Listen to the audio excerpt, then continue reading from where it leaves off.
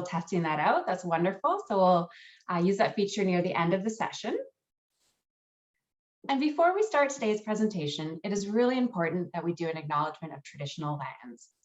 Royal Road University acknowledges that the campus is located on the traditional lands of the Esquimalt and Sunghees ancestors and families who have lived here for thousands of years. This land has been part of the fabric of the life of Indigenous communities long before Hatley Castle was built, and it will be long into the future. It is with gratitude that we now learn and work here, where the past, present, and future of Indigenous and non-Indigenous students, faculty, and staff come together. And today's agenda, welcome and introductions. We'll go over and explore the Royal Roads University experience, an overview of the graduate certificates that we offer, the application process and requirements, and then at the end, we'll have a question and answer period.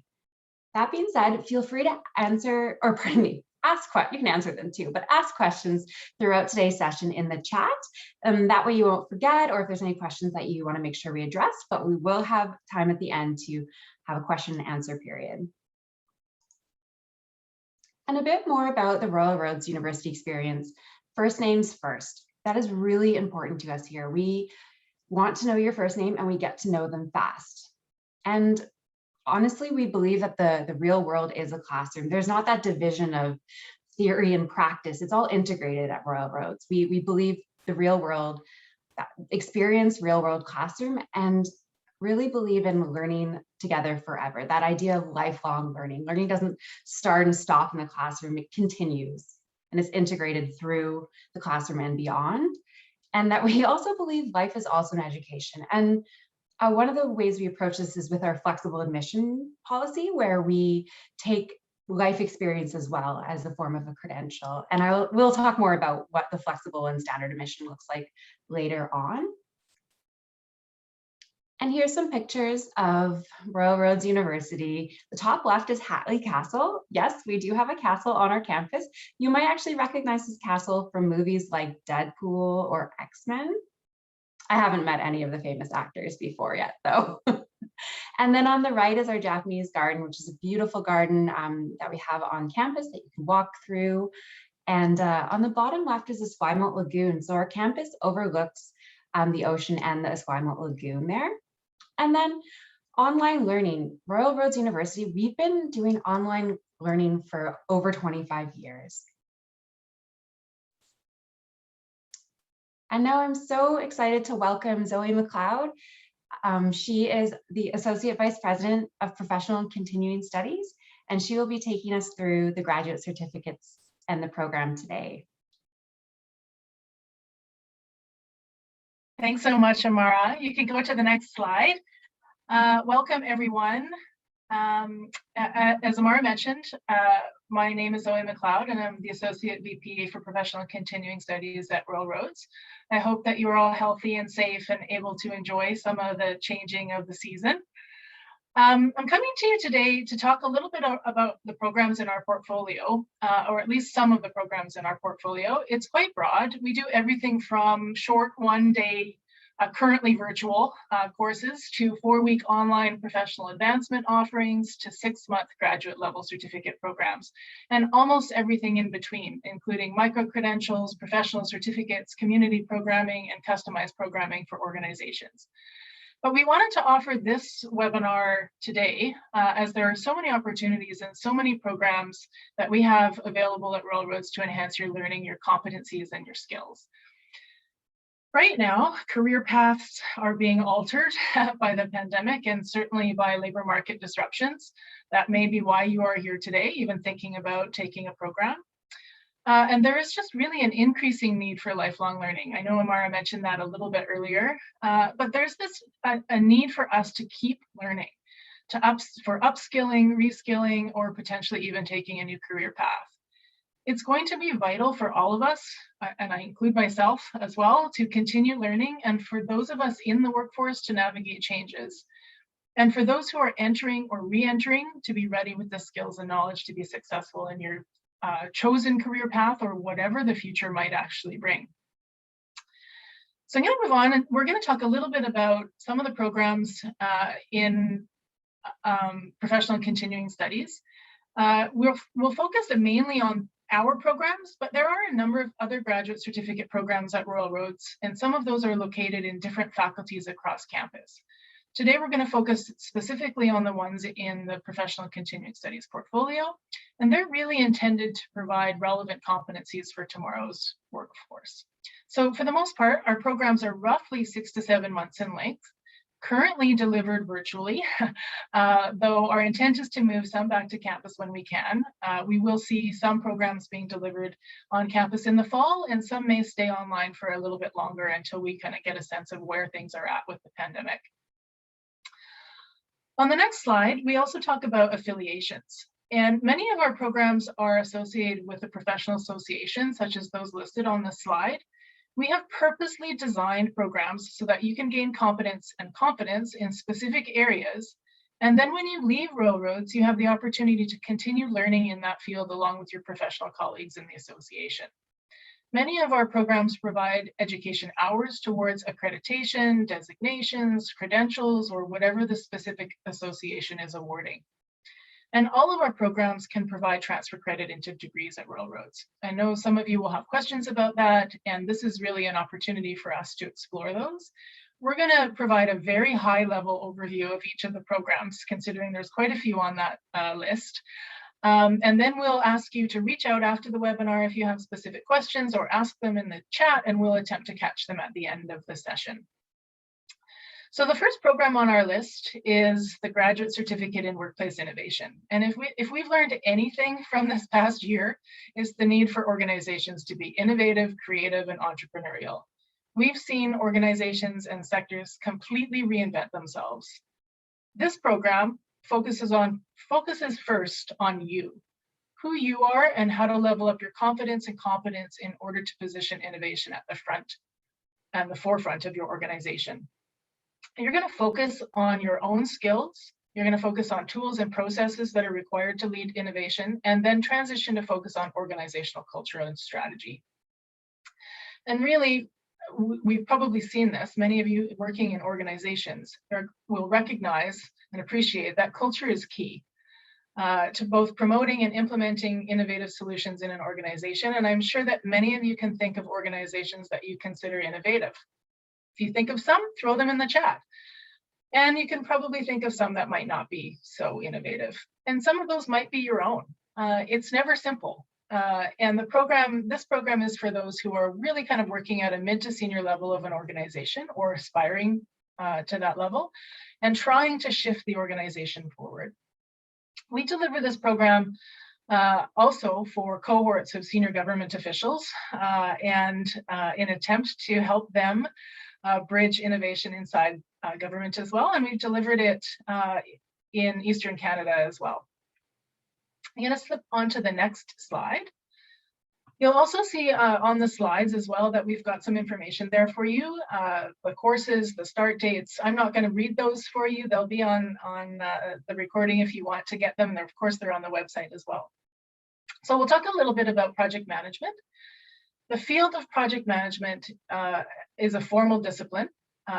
Many of you will have seen that there's a growing rapid importance in organizations worldwide for leading projects and managing projects.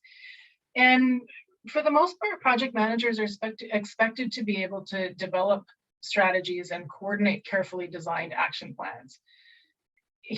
Again, in this complex time, that is not always easy, and they are getting more complex as we go. But they still need to deliver projects on time and within budget, and often incorporating these complex, dynamic, and changing requirements. And there's also a need for project management to meet or exceed stakeholder expectations in relation to project outcomes as well. You're going to see in this program, we're going to explore the fundamental concepts of project management and aligned with the Project Management Institute. We include the project management body of knowledge. We also focus on leadership and what it takes to lead projects and organizations. So communication, collaboration, negotiation, influence, and really good listening skills are just as important as the ability to manage projects. We will focus on a number of models and also introduce agile and waterfall methods of project management. And we've also recently transitioned from the registered education provider to authorized training provider with the Project Management Institute as well. Okay, over to executive coaching. So for some of you, you may know that the executive coaching program is one of our most subscribed programs, and this year we actually celebrate our 20th year of delivery. We do, however, refresh the program constantly, and we align with the International Coaching Federation competencies, and we're also an accredited coach training provider. So we need to ensure that our qualifications and standards are also aligned with the International Coaching Federation. Again, this current situation, the global pandemic, gives many of us need for reflection, reviewing priorities, considering how we can best assist people to move towards their true potential. And as many of you know and likely have encountered, the last year has been extremely taxing. We're all exhausted. Everybody's exhausted. And it takes stamina, courage, and increasing resilience to even want to step into a leadership role. Never mind managing people, processes, and even panic during a pandemic. So in these leadership roles, there's seldom opportunities to talk to others in a safe space and really think through how to move forward when there is so much uncertainty. And coaching is a prime profession to assist people to do that work. In this program, we explore and learn how to master the skills and competencies required to be an executive coach, and we really focus on the skills and practice. We want to find out what leaders and organizations need right now and into the future, what's going on in organizations where people need coaching, what do they need in order to step into leadership, and we also explore who you need to be in order to coach others. So from a higher level perspective, we really are going to be looking at the world of organizations and how they're shifting and what it takes to help people create and foster coaching cultures within their organizations, and what it's going to take for us all to be better collaborators, communicators, and creators. How can we help these people lead teams and systems in new and different ways? Leading virtual teams has a whole new meaning right now, and so we do focus on a team coaching approach in the program as well. And we really want to help people transform their teams, systems, and cultures in this new world. All right, let's move on to the advanced coaching program. And we developed this program because our alumni from the executive coaching program were asking for more. They were wanting more learning, more depth, more contextual offerings to supplement the foundational learning. And so we created a suite of courses. You can see there's 5 courses here. There's likely to be a few more that can be taken individually, but also can be stacked into a graduate certificate. So in order to complete the advanced coaching practices program, you just need to take 3 of the graduate level courses.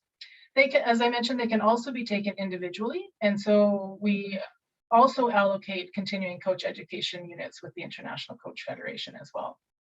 The other exciting thing that we're working on is a master's degree in this space. So we've proposed an MA in executive and organizational coaching, and it's currently at the government waiting for approval. And so we'll know a little bit more about that shortly, hopefully in the coming months. And both of these programs will be able to transfer credit into that master's degree as well. All right, let's move on to strategic HR.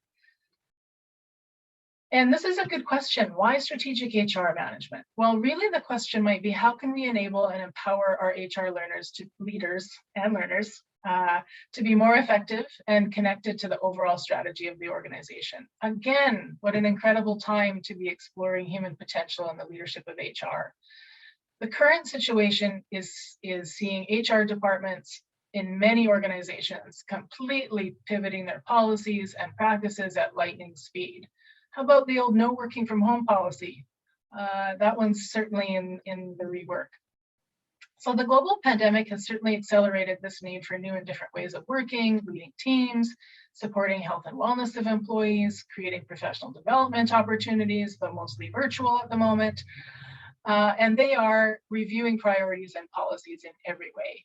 And in this program, we focus a lot on mindful approaches to collaboration and bringing HR management processes to the forefront of strategic organization development initiatives. We really focus on the challenges and prospects of developing learning organizations and also emerging perspectives and wise practices in HR. So it's not static, it is constantly changing. And so we're always looking at what's new, what are the trends, what's the impact, and how do we evaluate those programs as we move forward. We'll look at leading practices related to diversity and cultural competence, resilience and adaptability, intergenerational workplaces, health and well-being, virtual and remote working environments, trust and safety as it relates to AI, business continuity, and more. It is a pretty in-depth, but yeah, very general approach to leading HR. All right, let's see, what else is next on the list? All right, the OD program. So the aim of this certificate is to equip professionals with graduate level, applied, relevant, and theoretical expertise. So there is a little bit of theory in there for conducting analysis, decision-making, and evaluation that's required in the future, for the future of organizations. We really do explore OD principles and practices. We look at the practical perspectives of organization design. We look at culture and change interventions. And we also look at frameworks that make the necessary connections to organizational strategy. We have aligned with the OD Network's Global OD Practice Framework, and we can talk a little bit more about that if you're interested. More information is on our website there. But for the most part, we really will focus on the application of learning in organization design, change, systems and culture transformation, capacity building, and then of course, measurement and evaluation. All right, over to management and leadership. All right, what an amazing time. I know I've said that 100 times already, but it really is an amazing opportunity, if not just a wee bit tricky time, to be exploring leadership and management from an organizational perspective. In this program, we really will focus more on the future of what leadership looks like. We may look a little at the past, and our focus will be on what is needed right now and into the future.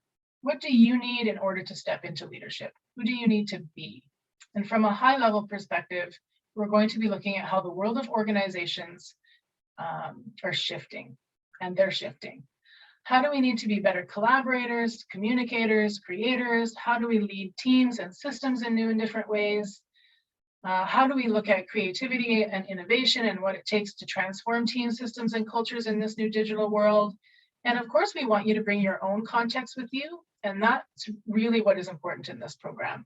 This is about relevance for you. And this program also has a real live case study or a leadership challenge. And you have the opportunity to work together on a team to make recommendations in real time for a real live organization. All right, let's move on to change management. I think that's next. Yeah. So like some of our other programs, Royal Roads is a qualified education provider for the Association of Change Management Professionals, and the graduate certificate in change management aligns with ACMP's standard for change management. In this program, we really are going to be approaching change management from a whole systems perspective. And as you can imagine right now, if you think about this program in particular, there was ever a more important time to learn about leading change, this is it. How we approach organizational life moving forward from the pandemic will just require skilled practitioners and leaders who understand the complexities of change in a very unpredictable and constantly changing world. So we're going to explore capacity building, strategic alignment tools, measurable objectives, lots of things that are happening right now in terms of change management and change leadership. And who do you need to be in order to lead change, either within your organization, if that's what you're thinking about doing, or if you're thinking about helping from an outside consultant perspective. All right, and then I think we've got corporate social innovation. So the aim of this certificate is really to equip professionals in leadership positions. You might be a mid to senior level leader, or you might be aspiring to be in that space, with the expertise in social innovation, both at an individual, team, and organizational level. So we're going to help you, and you're going to learn to take a human-centered approach. We will be focusing on design thinking for social innovation as well, to learning about the creative strategies and activities of social and institutional entrepreneurs, or intrapreneurs, if you will. activists, organizations, and social movements. We're going to examine individuals and groups who have catalyzed important positive social change through different organizational platforms in the market, in government, within the nonprofit sector, and increasingly in the space between these three sectors. We're also going to develop practical change-making skills, including empathy, teamwork, and leadership. And if you're paying attention to forums like the World Economic Forum or Future Skills Center or other areas that are talking about requirements and competencies for the future of leadership, you will see increasingly that there is a need for social and emotional skills. It isn't just the hard skills that are going to get you jobs moving forward. They're very important, but it is the integration of both. And so empathy, teamwork, collaboration, critical thinking, emotional intelligence, those core competencies will help you succeed in your profession. And this program actually does focus on the foundations for driving social and environmental change, while also advancing core business objectives, measuring, evaluation, reporting on social impact, as well as scaling for effective impact, locally and globally, actually. And some really exciting things happening in that program and in this space. We're also looking at a graduate certificate in social finance impact as well. That's not the title, but we can talk a little bit more about that too. Okay, I think that's the end of the slides for all of the programs that we've talked about. I feel like I've been talking for a really long time. Thanks for your patience. I should also mention that we always have new programs in the works. So don't forget to check back. If there's something you think we should be creating, don't hesitate to offer suggestions. This is exactly what Royal Roads is all about. It's about creating relevant programs for you. And sometimes we need to hear from you in order to be able to do that. Also, if you're not sure that you're ready for a graduate certificate, we also offer small bites of learning that can stack into these programs. We're not talking about that specifically today, but you can learn more on our website at pcs.royalroads.ca. Over to you, Amara. Thank you everyone for listening. I'll take a breath. Thank you so much, Zoe. There is so much information, but it's great to present it this way so we can all see the differences between each of the grad certificates.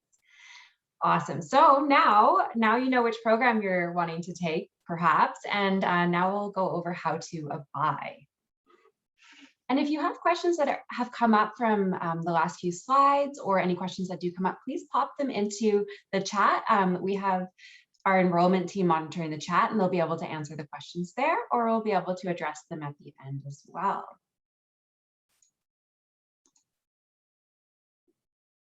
So at Royal Roads, we have standard admission, and I won't go into detail about the admission for each and every single graduate certificate because it all varies, it's all different. But to give a bit of an example of what standard admission looks like, it would be common to potentially see the completion of either an undergraduate 4-year or comparable degree, or a graduate degree in a related field from a recognized post-secondary institution, and normally at least 2 years of relevant full-time work experience. As I mentioned earlier in today's presentation, we do have flexible admission, and I want to really emphasize the importance of not self-selecting out. Like, please reach out to us, talk to us, reach out to enrollment, and discuss what your qualifications or your background is, because with flexible admission, we have, for example, but it's depends on the different programs. For example, applicants would normally require at least 5 years of extensive relevant work experience and some post-secondary education. And all flexible admission applicants will be assessed on a case-by-case basis. So if you have any questions, reach out to us. I know Lisa's popped the flexible admission information in the chat there, so you can have a look too for more info. So how to apply? There's an online application fee of $126.28, and we require a few supporting documents, including a sealed official transcript, a personal statement. So the personal statement is actually an opportunity for you to talk more about why you want to do this program and more about you. And one of my colleagues says it's one of her favorite part of applying at Royal Roads was her personal statement, because it actually caused her to take a moment and to reflect on where she's coming from and where she wants to go in her career and in her education. And Lisa will pop in more information on how to apply as well in the chat. I guarantee it's already in there, or she'll be popping the link in there right now, as well as a detailed resume and 2 letters of reference. For the 2 letters of reference, we do recommend sharing your personal statement with the person writing your letters of reference so that they can have a bit more insight into why you're applying for the program. It will help so that help the letter of reference line up nicely. And if applicable, there is an English language proficiency score and a demonstration of academic writing skills. So if in doubt about academic writing skills, you can take an 8-week academic writing and critical thinking course. So upcoming intakes, as you saw on all the different slides for the graduate certificates, there's a variety of different intake dates and application deadlines. So we will be sharing out a recording of today's session, but the best place to find this information is on the website. That is where it is the most up to date. And there's intakes throughout the year, and they really vary depending on the graduate certificate. So check the website and connect with enrollment. What I did here, though, is just at a glance, I find that at a glance can be helpful to see when the start dates for the different programs are and when the application deadlines are. So I won't list all of them verbally, but you can see here on the slide for your programs of interest, you can see when they start and when the application deadline is.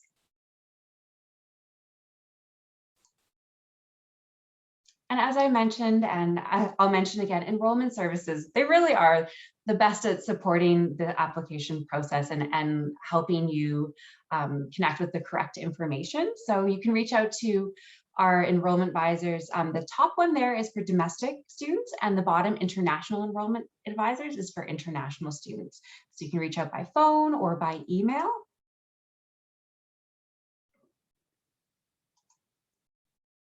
And there's financial aid opportunities available as well.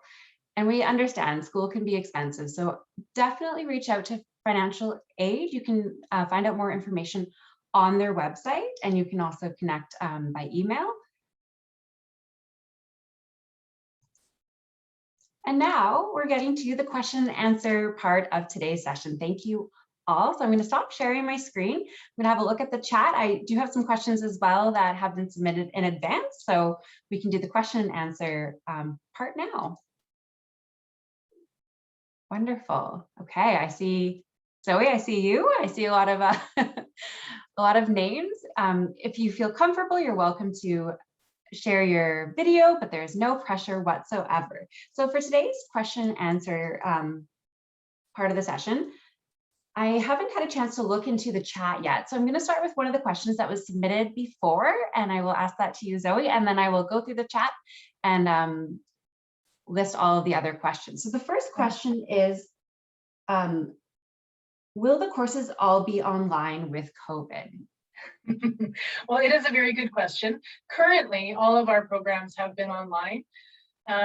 Each of the programs are a little bit different. Workplace Innovation was always online and never had an in-person residency component, although we've talked about making that a little bit of a different option in the future. But for the remainder of the programs, they all normally would have a 5-day residency program. And that would require you to be on campus for 5 full days.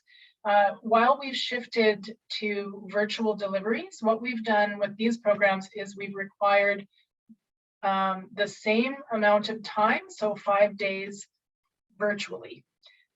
And we thought, at first that might be really challenging for people to be sitting in front of a computer for 5 days in a row. And some of you will probably feel like that right now, even just having been through the last half an hour with me. But for the most part, we've really worked at designing the program so they're very engaging. We still ensure that there's breaks for people, that there's lunches for people, And it's surprising how, in my opinion, it's really been surprising at how convenient and useful and transformative they still can be. You might imagine that taking a 6-day graduate certificate in executive coaching into the virtual space was really a challenge. We all thought there's no way we can do it. There's no way we're going to have the same kind of experience. And the students loved it. And we've continued to love it. And it's likely that moving forward, we will probably always have one virtual offering moving forward.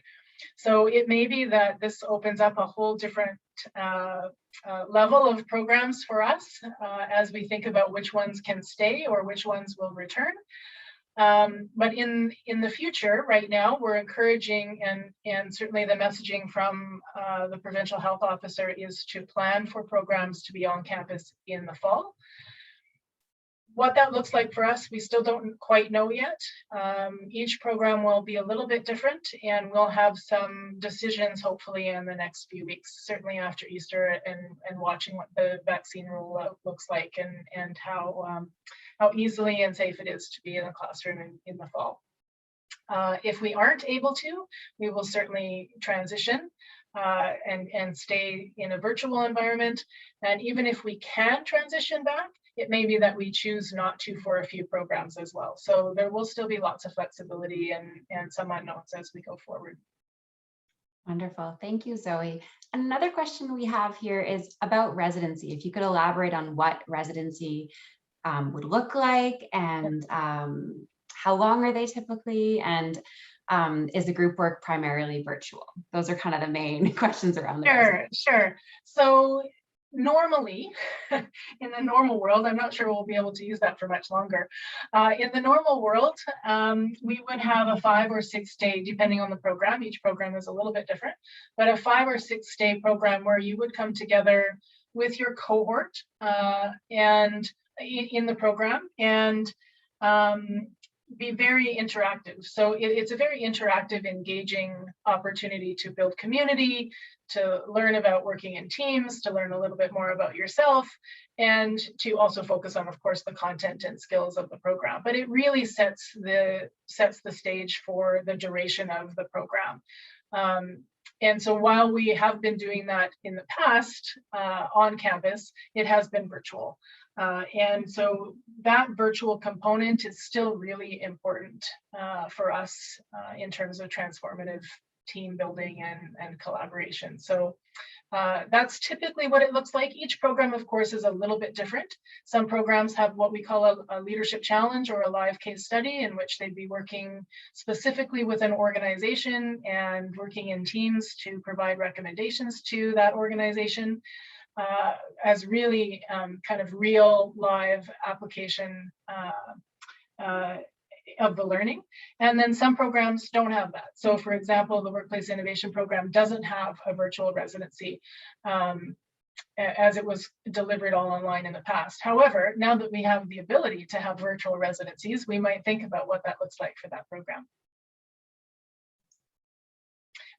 Just also add, many of the programs have what we would call a capstone as well. And so at the end of the program, there is a second residency, and that could be, again, normally on campus, although we are starting to think about what that looks like in terms of a virtual offering at the end of a program where people don't need to travel twice to attend a program. Now that we know we can do it virtually, why maybe not consider that? So lots of things to be thinking about as we move forward.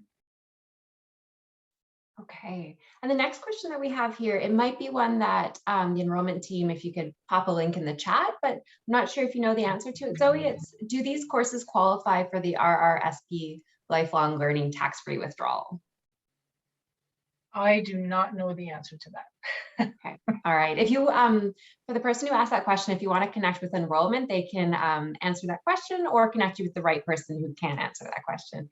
Awesome. So the next one is, I'm going to read it out because I can't seem to paraphrase at this moment. I am a prospective Royal Roads MBA student who would likely be enrolled in the July 2022 to program start date, assuming I meet the requirements, how would taking a grad cert apply to that program? And would you advise me to look into applying to enroll in one of these certificate programs and finish it before I start the MBA program next year? Sure. Yeah, it's a good question. I mentioned earlier that many of our programs can provide transfer credit into other degree programs. We do have a relationship with the MBA program as well. Currently, any of our graduate certificates can transfer directly into the MBA. It's a great starting point for you to be able to test it out and see how you like it, really get a shorter opportunity and maybe a smaller bite-sized commitment financially as well as time-wise to be able to test it out. You then can transfer that credit into the MBA program. So lots of opportunities to do that, and many of the programs at Royal Roads you're able to actually transfer programming across. It does give you, of course, then you have 9 credits worth of programming that you've already completed towards your MBA, and so it gives you a bit of breathing room when you're doing your MBA as well. Many people do it, and in fact, many people will do an MBA and then come back for another graduate certificate in a specific area as well. And I believe as well that we have an MBA Specializations webinar in a few weeks that you'll be co-hosting. So that's on our info session page. If anybody's able to grab the link and pop it in the chat. So if you want to know more about how those integrate together, definitely attend our MBA Specializations webinar. Thanks, Samara. Thank you. I have another question here, and I think it's just more around that clarifying of virtual versus in person. So the question is, might there be an option to take the programs completely virtually with virtual residency for those who prefer not to travel? Yeah, well, currently that's how we're delivering them. What we're looking at doing is potentially offering a on-campus version or a version with an on-campus residency, but also a version with a virtual residency. You know, we need to kind of think about that and gather some information from people around whether or not travel is preventing them from attending programs. We'll probably look at some of our more popular programs like the executive coaching, management and leadership, and a couple of others where we're already seeing people coming from across Canada, and maybe this is another opportunity, or even internationally, another opportunity for people to join us who wouldn't necessarily be able to travel. So if that's something that you're interested in, you know, definitely keep us posted, because the more we know about that, the more we can actually make those changes.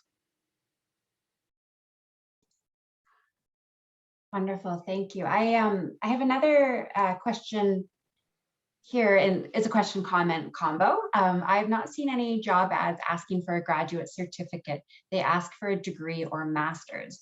How does this tie into future employment?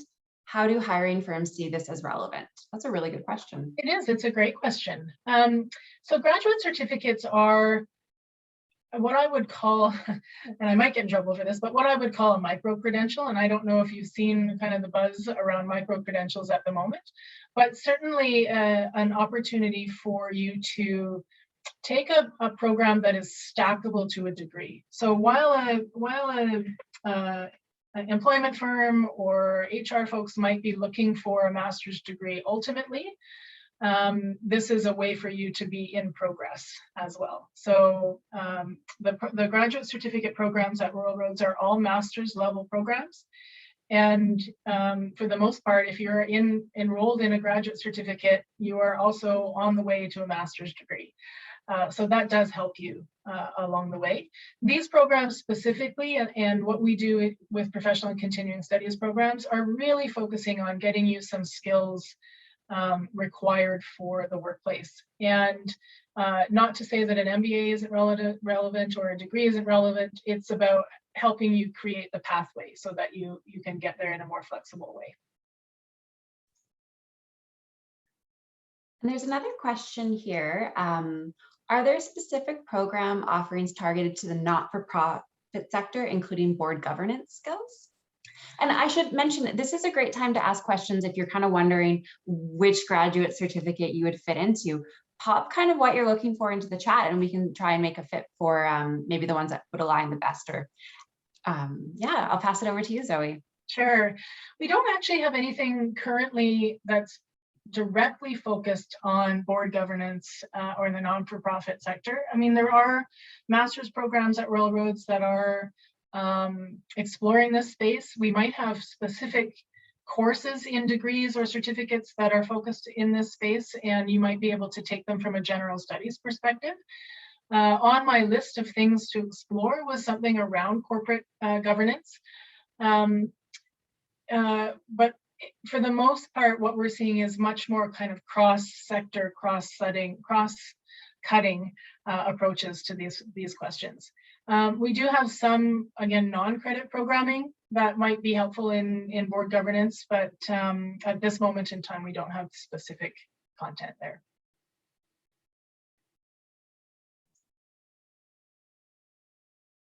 Okay. Wonderful. I've gone through the list of questions here, and I feel like you've addressed the ones that have been submitted in advance. And in the chat, I see another question just popped up though, so I'm gonna, oh, no. Okay, is there any other questions that are coming up? People are welcome to raise their hand as well if they want to, and we can invite you to unmute your mic. Oh, how many times are the courses offered each year? Well, that depends. It does depend. We run the executive coaching program 3 times a year. Just over the last year with COVID, we were really kind of just trying to get us oriented into one offering a year virtually so that we could have capacity to be able to deliver and make sure that we were delivering them well.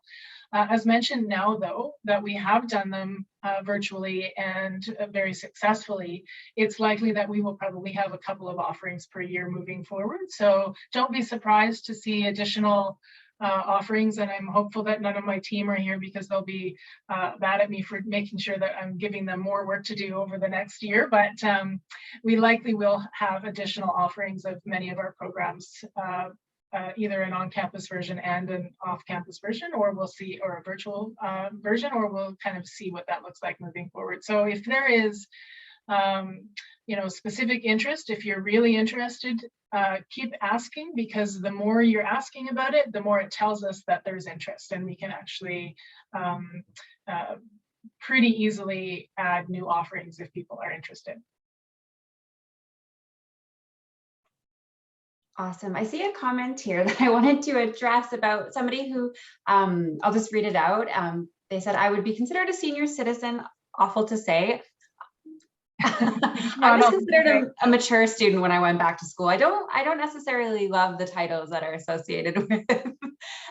So don't give yourself that label. I have years of experience in the HR field. I do not have a degree. Should I be looking elsewhere, not with Royal Roads? And I would encourage you to continue looking with us because of our flexible admissions. We design it for people who have that experience. But I will pass it to you, Zoe, to keep going. Oh, Amara, you've done a great job. I mean, we do look at that often. In many cases, people sort of become accidental HR leaders or accidental managers and leaders across many sectors. And at the time, if you were saying 20 years of experience, you didn't need a master's degree at that time.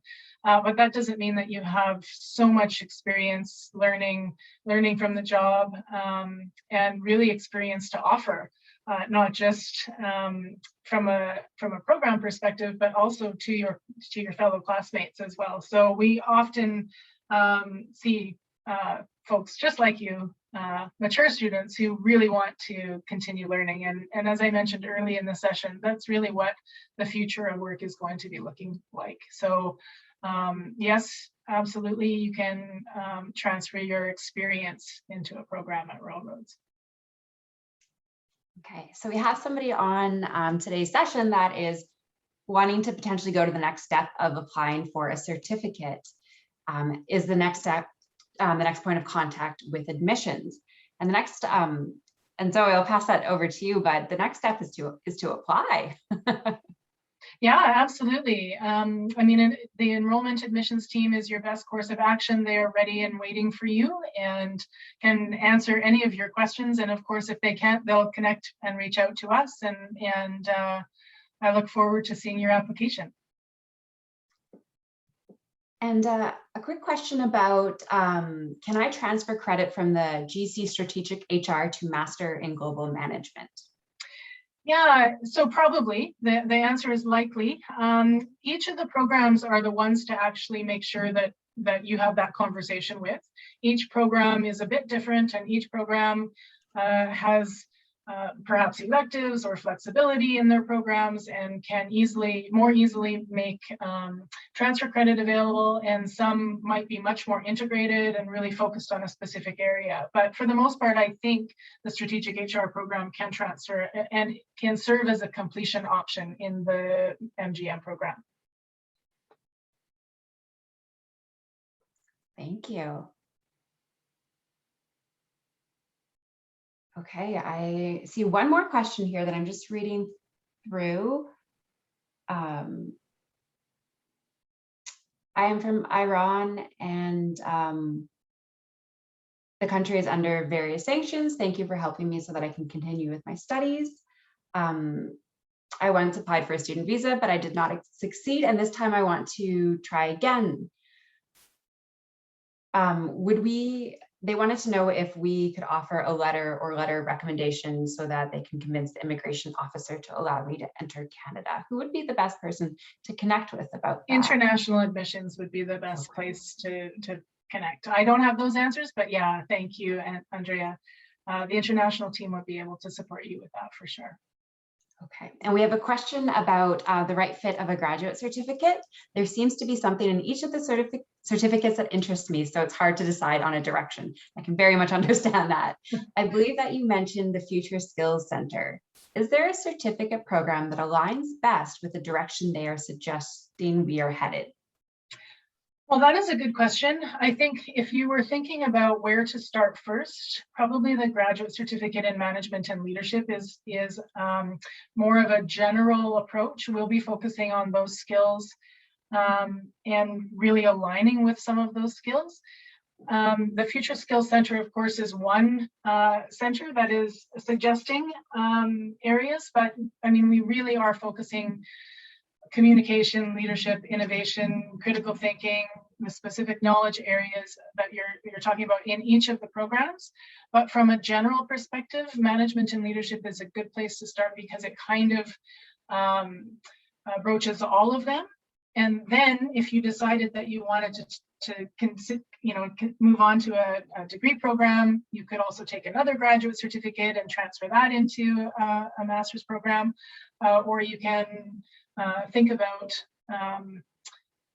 any other kind of general studies types courses if you're thinking about just continuing on as well. But that would be my recommendation, but I'm certainly more than happy to have a one-on-one conversation at any time.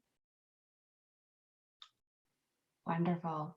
Thank you so much, Zoe, for all of your wisdom and knowledge around the graduate certificates and for taking the time today to walk us through all of them. And thank you everyone for attending today's session. I hope you learned as much as I feel like I learned a bunch about the programs. I think I might have to go through all the graduate certificates. And remember, we are only a phone call or an email away. So if there's any questions that you think about later, please connect with us, connect with Enrollment, and we're here to help. Thank you so much. I hope everybody enjoys the rest of their day. Thanks, everyone.